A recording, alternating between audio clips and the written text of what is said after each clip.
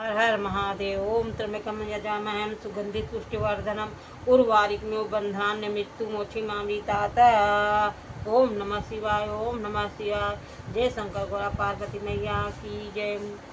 अब कथा हमारी कल आप यूट्यूब में डाली थी मैं कि चंचला देवी ब्राह्मण पापी से शादी हुआ था, ब्राह्मण पापी था, फिर उन्हीं के साथ वो भी पाप हो गई थी।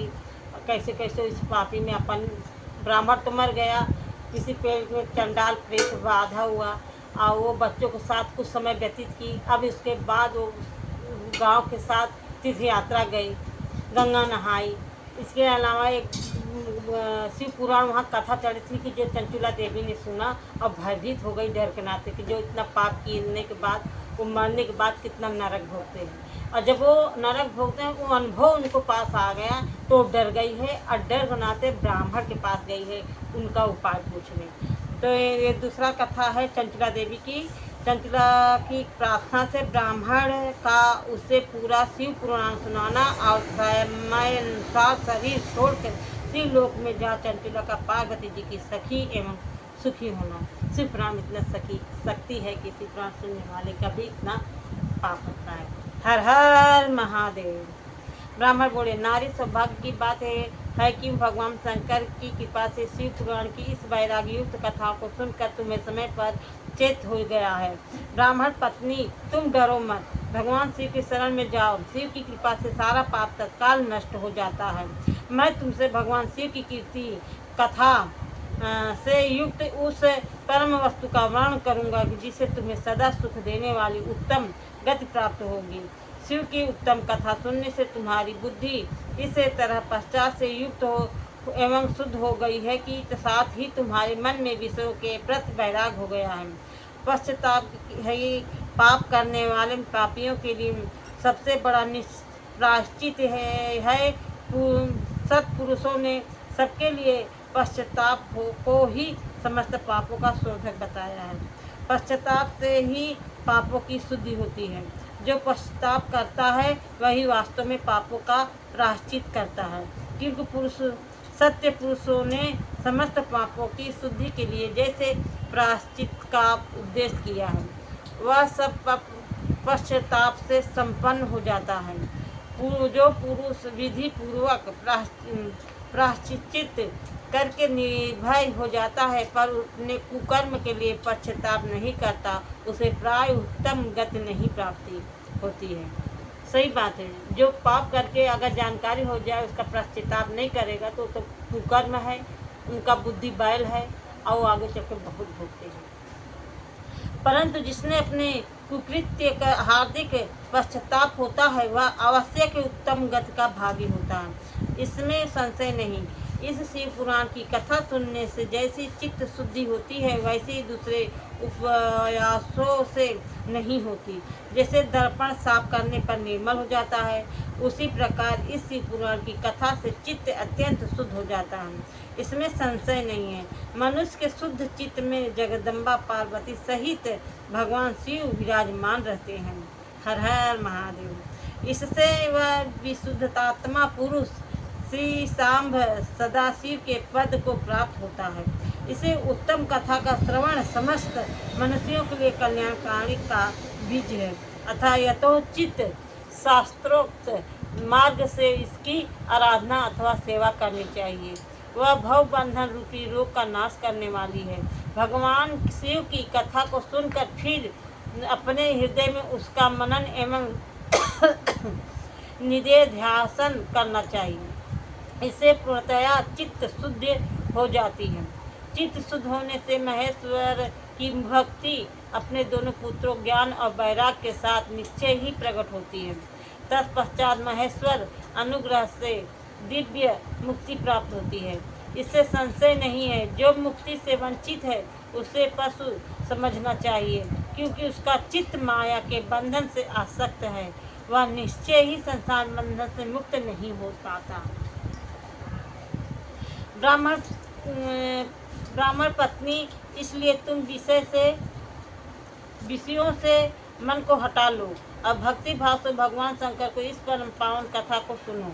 परमात्मा शंकर को इस कथा को सुनने से तुम्हारे चित्त की शुद्धि होगी और इससे तुम्हें मुझ की प्राप्ति हो जाएगी।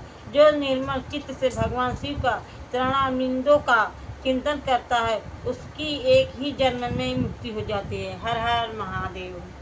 यह मैं तुमसे सत्य सत्य कहता हूँ। सूर्य जी कहते हैं, सौनक इतना कहकर वे श्रेष्ठ शिव भक्त ब्राह्मण चुप हो गए।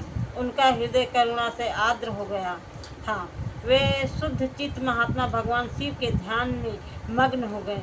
तदंतर बिंदुग की पत्नी चंचुला मन ही मन प्रसन्न हो गई।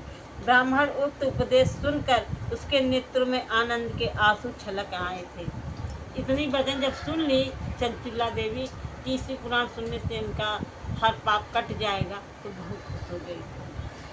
वह ब्राह्मण पत्नी चंचुला हर्ष भरे हृदय से उन श्रेष्ठ ब्राह्मणों को दोनों चरणों में गिर पड़ी और हाथ जोड़कर बोली, मैं कृतार्थ हो गई। तत्पश्चात उठकर मैं वैराग्य युक्त उत्तम बुद्धि वाली वह स्त्री जो अपने पापों को कारण आतंकित थी, उन महान शिव भक्त ब्राह्मण से हाथ जोड़कर गदगद वाणी से बोली। चंचुला ने कहा, ब्राह्मण, शिव भक्त में श्रेष्ठ स्वामी आप धन्य हैं, परमार्थदर्शी हैं और सदा परोपकार हैं में लगे रहते हैं, इसलिए श्रेष्ठ साधु पुरुष में प्रशंसा का योग है। साधु मैं नरक में समुद्र में गिर रही हूँ, आप मेरा उद्धार कीजिए प्रभु। पौराणिक अर्थ तत्व से संपन्न जिस सुंदर शिव पुराण की कथा को सुनकर मेरे मन में संपूर्ण विश्व में वैराग उत्पन्न हो गया। उसी इस शिव पुराण को सुनने के लिए इस समय मेरे मन में बड़ी श्रद्धा हो रही है। हर हर महादेव। सूर्य जी कहते हैं, ऐसा कहकर हाथ जोड़कर उनका अनुग्रह पाकर चंचुला उस शिव पुराण की कथा को सुनने की इच्छा मन में लिए उन ब्राह्मण देवता की सेवा में तत्पर हो वहाँ रहने लगी। तदंतर शिव भक्त में श्रेष्ठ और शुद्ध बुद्धि वाले उन ब्राह्मण देव ने उसी स्थान पर उस स्त्री को शिव पुराण की उत्तम कथा सुनाई। इसी प्रकार उस गोकर्ण नामक महाक्षेत्र में उन्हीं क्षेत्र ब्राह्मण से उसने शिव पुराण की वह परम उत्तम कथा सुनी, जो भक्ति ज्ञान वैराग्य और बढ़ाने वाली तथा मुक्ति देने वाली है। उस परम उत्तम कथा को सुनकर वह ब्राह्मण पत्नी अत्यंत कृतार्थ हो गई। उसका चित्त शीघ्र ही शुद्ध हो गया। फिर भगवान शिव के अनुग्रह से उसके हृदय में शिव के सगुण रूप को चिंतन होने लगा। इसी प्रकार उसने भगवान शिव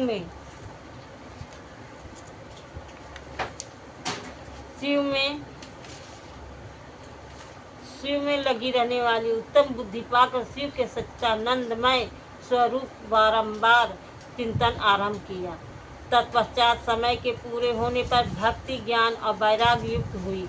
चंचुला ने अपने शरीर को बिना किसी कष्ट को त्याग दिया। सिर्फ शिव पुराण सुन के चंचुला देवी मुक्ति पा गई। हर हर महादेव। इतने में ही त्रिपुर शत्रु भगवान शिव का भेजा हुआ एक दिव्य विमान दूत गति से वहां पहुंचा, जो उनके अपने गणों से संयुक्त और भांति भांति की शोभा साधनों से संपन्न था। चंचुला उसी विमान पर आरूढ़ हुई और भगवान शिव के श्रेष्ठ पार्षदों से उसे तत्काल शिवपुरी में पहुंचा दिया। बोलो शंकर भगवान की जय। हर हर महादेव। उसके सारे मल धुल गए थे। उस दिव्य रूप धारणी दिव्यांगना हो गई थी। उसके दिव्य अवयव उसकी शोभा बढ़ाते थे। मस्तक पर अर्धचंद्र का मुकुट धारण किए हुए वह गौरांगी देवी शोभाशाली दिव्य आभूषणों से विभूषित थी। शिवपुरी में पहुंचकर उसने सनातन देवता त्रिनेत्रधारी महादेव जी को देखा। सभी मुख्य देवता उनकी सेवा में खड़े थे। गणेश, भृंगी, नंदीश्वर तथा वीर भद्रेश्वर आदि उनकी सेवा में उत्तम भक्ति भाव से उपस्थित थे। उनकी अंग कांति करोड़ों सूर्यों के समान प्रकाशित हो रही थी। कंठ में नील चिन्ह शोभा पाता था। 5 मुख और प्रत्येक मुख में 3 नेत्र थे। मस्तक पर अर्धचंद्रकार मुकुट शोभा देता था। बोलो शंकर भगवान की जय। उन्होंने अपने मांग भांग में गौरी देवी का बिठा रखा था, जो विद्युत पुंज के समान प्रकाशित थी। गौरीपति महादेव जी की कांति कपूर के समान गौर थी। उनका सारा शरीर श्वेत भस्म से भासित था। शरीर पर श्वेत वस्त्र शोभा पा रहे थे। इसी प्रकार परम उज्ज्वल भगवान शंकर को दर्शन करके वह ब्राह्मण पत्नी चंचुला बहुत प्रसन्न हुई। हर हर महादेव। प्रसन्न हुई। अत्यंत प्रतियुक्त होकर उसने बड़ी उतावली के साथ भगवान को बारंबार प्रणाम किए। फिर हाथ जोड़कर वह बड़े प्रेम, आनंद और संतोष से वह युक्त हो विनीत भाव से खड़ी हो गई और उसके नेत्र में आनंद सद्रोह की अविरल धारा बहने लगी तथा संपूर्ण शरीर में रोमांच हो गया। उस समय भगवती पार्वती और भगवान शंकर ने उसे बड़ी करुणा के साथ अपने पास बुलाया और सौम्य दृष्टि से उसकी ओर देखा। पार्वती जी ने तो दिव्य रूप धारणी बिंदु प्रिया चंचुला को प्रेम पूर्वक अपनी सखी बना लिया और उसी परमानंद घन ज्योति स्वरूप सनातन धाम में अवचलित निवास पाकर दिव्य सौख्य से संपन्न हो अच्छे सुख को अनुभव करने लगी। हर हर महादेव। शिव पुराण में देखो इतना शक्ति है। शिव पुराण कहने वाले से ज़्यादा सुनने वाले की पाप कष्ट दूर होती है। इसलिए मैं प्रेम भक्ति श्रद्धा भक्ति से आप लोग को शिव पुराण सुना रही हूँ। आप सुनिए और अगर अच्छा लगे तो कमेंट में बताइए, तो आगे पढ़ती रहूँगी। अभी तो चंचुला की उद्धार हुआ है। अब तीसरा है पाठ। चंचुला के प्रयत्न से पार्वती की आज्ञा पाकर तंबूरों का विंध्य पर्वत पर शिव पुराण की कथा सुनाकर बिंदु का पिशाच योनि से उद्धार करना तथा उन दोनों को दंपति का शिव धाम पे सुखी होना। मतलब कि अब तो अपने उद्धार हो गई। पत्नी में इतना शक्ति होती है तो अपने उद्धार हो गई शिव पुराण सुनकर, और शिव लोग पहुंच गई है। अब वहाँ शिव पार्वती से विनती करके अपने पति का उद्धार करेंगी। तो यही कथा कल हम सुनाएंगे, तो पति को कैसे उद्धार करती है, कैसे शिव भोले की विनती करती है। और कमेंट में बताइए हमारे शिव पुराण आपको कैसे लगा। अच्छा लगा हो तो कल फिर सुनाती हूँ, आप प्लीज़ सुनिएगा।